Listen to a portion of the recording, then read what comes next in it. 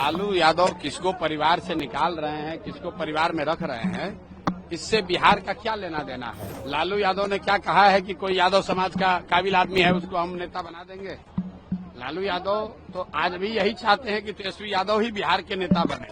अगर उनको यादवों की चिंता है तो यादव समाज से किसी आदमी को मुख्यमंत्री का चेहरा घोषित कर दे, जन स्वराज उनके समर्थन में खड़ा हो जाएगा। ये अपने परिवार की राजनीति कर रहे हैं, अपने बच्चों की राजनीति कर रहे हैं। इनको किसी की चिंता नहीं है कि शारीरिक और मानसिक तौर पर नीतीश कुमार स्वस्थ नहीं है। नीति आयोग के मीटिंग में जाते तो 4 आदमी देख लेता कि भाई इनका हालत है खराब। अरे भैया, जब दिमागे ठीक नहीं है, दिमाग काम नहीं कर रहा है तो किसी मीटिंग में जाएंगे, किसी में नहीं जाएंगे।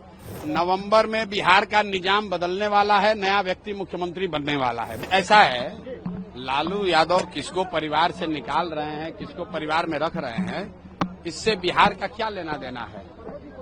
लालू यादव ने क्या कहा है कि कोई यादव समाज का काबिल आदमी है उसको हम नेता बना देंगे।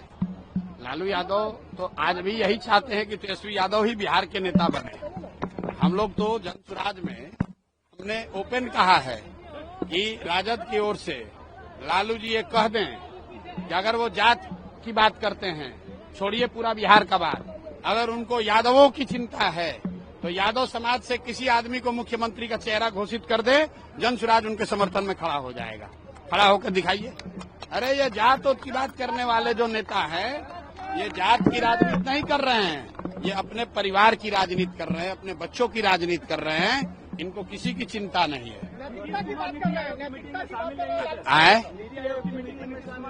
नीतीश कुमार नीति आयोग के मीटिंग में इसलिए नहीं शामिल हुए कि जो बात हम लोग पिछले 2-3 महीने से बता रहे हैं कि शारीरिक और मानसिक तौर पर नीतीश कुमार स्वस्थ नहीं है।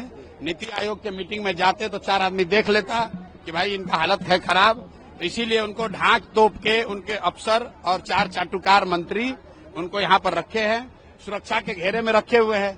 नीति आयोग के बैठक में जाते तो वहाँ अन्य मुख्यमंत्रियों से मिलना पड़ता, कुछ बोलना पड़ता, देश की मीडिया देखती, वहाँ कैसे आप छुपते। इसीलिए डर के मारे नहीं गए और आज गए हैं। और दूसरे नजरिए से देखिए, जो देश का सबसे गरीब और पिछड़ा राज्य बिहार है, उसका मुख्यमंत्री विकास के लिए नीति आयोग के बैठक में नहीं जाता है। और आज दिल्ली गए हैं कि जदयू को सीट 2 को ज्यादा मिले कि कम मिले। अपने अरे भैया, जब दिमागे ठीक नहीं है, दिमाग काम नहीं कर रहा है तो किसी मीटिंग में जाएंगे, किसी में नहीं जाएंगे। लेकिन जो समझने वाली बात है कि नीति आयोग बिहार के विकास के मुद्दे के लिए बैठक थी, देश भर के मुख्यमंत्री जमा हुए थे, तो वहां पर न जाना चाहिए। प्राइवेट मीटिंग में आप जाइए चाहे न जाइए, उसका क्या फायदा। आपको लगता है इसके बाद भी बीजेपी उनको चेहरा बनाकर चुनाव तक रखना ही रखना है बीजेपी को, क्योंकि जानता है कि न रखेंगे तो भाग के उधर चले जाएंगे। और 12 सांसदों का समर्थन भी दिल्ली में है। आप बताइए, बिहार के किसी सामान्य परिवार का बच्चा अगर उसको सिपाही बनना है तो उसको फिजिकल टेस्ट देना है, अगर उसको शिक्षक बनना है तो उसको मेडिकल टेस्ट देना है। लेकिन बिहार के मुखिया को न शारीरिक जांच है न मानसिक जांच है। ये आदमी को अपना नाम याद नहीं रह रहा है। किसी महिला को स्टेज पर पकड़ लिया, किसी राष्ट्रीय गान हो रहा है उसमें थपड़ी बजाने लगा, किसी आदमी को मान लीजिए कि उसका शोक में गए हैं वहां पर गाना गा रहे हैं। और ऐसे व्यक्ति को बीजेपी ने थोप रखा है बिहार पर, सिर्फ इसलिए कि 12 सांसदों का समर्थन दिल्ली में मिलता रहे।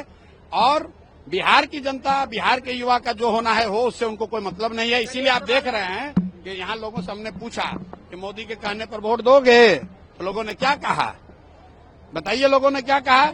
एक लोग ने कहा नहीं देंगे।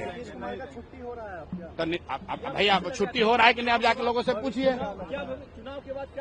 नवंबर में बिहार का निजाम बदलने वाला है, नया व्यक्ति मुख्यमंत्री बनने वाला है।